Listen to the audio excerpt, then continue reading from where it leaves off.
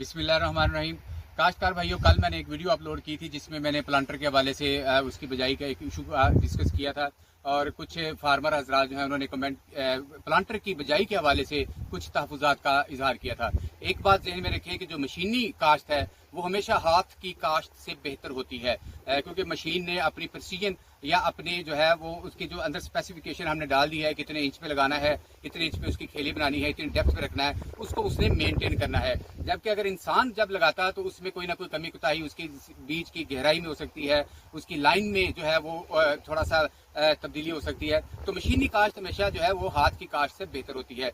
इसके अलावा इसमें दो तीन चीजें होती है, इसको थोड़ा सा मैनेज करना होता है। जब भी सीजन आपने बिजाई करनी है आप उसको थोड़ा सा चेक कर लें तो आप बहुत सारे मसाइल से बच सकते हैं। मिसाल के तौर पे हमारे पास ये जो प्लांटर है इसको बिजाई से पहले जो है आप इसको चेक कर सकते हैं कि इसको चला के देख सकते हैं कि क्या बीज गिर रहा है। अगर आप ये देखें इसमें ये नोजल है, हम इसको घुमा के देखते हैं तो ये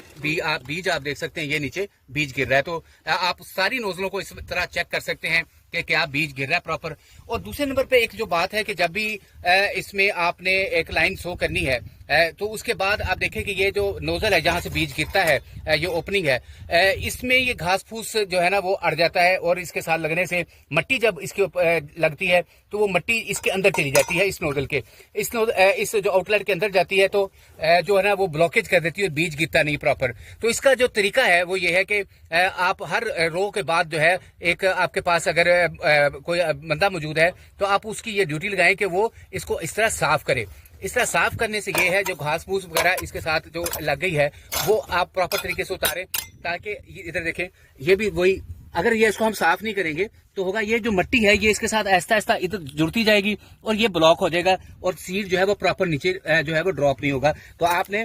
हर जो है लाइन के बाद इसको साफ करना है ताकि आपका जो नोजल है वो बंद ना हो और प्रॉपर तरीके से जो है इसकी बिजाई हो। तो थोड़ी सी एहतियात के साथ अगर आप करते हैं, मेंटेन कर दें, तो हर जो रोग खासतौर पे जो लंबी लाइनें हैं उसमें ये लाजमी है कि आप हर लाइन के बाद इसको प्रॉपर तरह से चेक करें ताकि आपकी बिजाई जो है वो बेहतरीन हो।